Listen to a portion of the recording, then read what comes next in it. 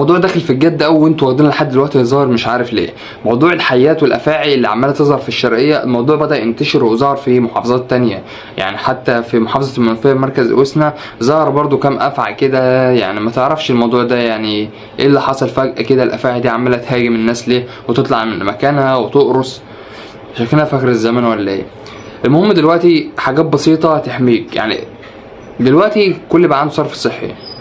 موضوع ان الافعى تنزل في الصرف الصحي وتطلع في ماسوره الصرف لحد فوق، تطلع وتقدر تعملها والفيران بتطلع. فانت كل اللي هتعمله لما تيجي تفتح القعده وتخش الحمام، بص فيها. ايه اللي انت هتخسره لما تبص في القعده؟ بص في المكان اللي انت هتشيله، بص في المكان اللي انت ماشي فيه. ركز وانت ماشي، مادام في حاجه خطر في قلب المنطقه اللي انت فيها يبقى تركز وتحمي نفسك.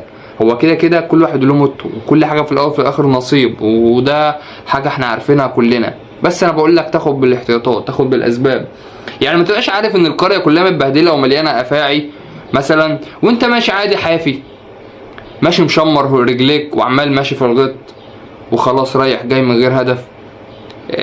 تنط في حاجه من غير ما تبص، لا تروح تشيل شويه عفش كده من غير ما تبص تحتهم. لا، حكم عقلك بقى. تمشي جنب ترعه او جنب مصرف او جنب اي حاجه، اي رشاح، يعني انت كن حذر 90% ان في حاجه في قلب المكان. لما تبقى متاكد ان في حاجه في قلب المكان هتعمل ايه؟ هتعمل احتياطاتك، اللي هو مثلا مش هتمشي حافي، هتمشي مركز. اصل انت ممكن تبقى معدي والحاجه دي كده جنبك تقوم جاي عاملاك كده عضك على طول، ممكن يحصل. فاحنا ليه ما ناخدش بقى احتياطاتنا من الموضوع ونهتم ونحمي نفسنا ونحمي غيرنا؟ تخش البيت تفتح الباب ركز، تسيبش بيبان بيتك والشبابيك مفتوحه والمساقط والكلام ده، سيبهاش مفتوحه.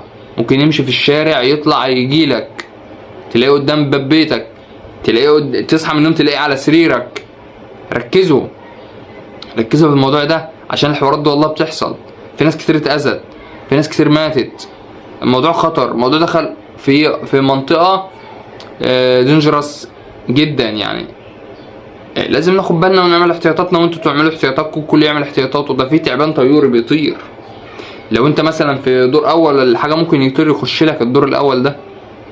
هو ملوش جناحات، مش بيطير مسافات، لا هو بينط فبيطير شويه، بيتنقل من شجره لشجره. ده كل اللي هو بيعمله. فناخد بالنا ونحترس، ولو حاجه كده ولا كده بقى فده قدر ربنا مش بتاعتنا.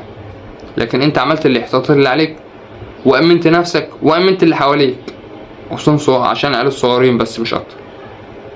حاجه بسيطه، هتخش الحمام تبص الاول. ده في ناس كتير اتعضت بسبب الحوار ده، يقعدوا في الحمام يلاقوا العضه، مش هينفع. ناخد بالنا شويه.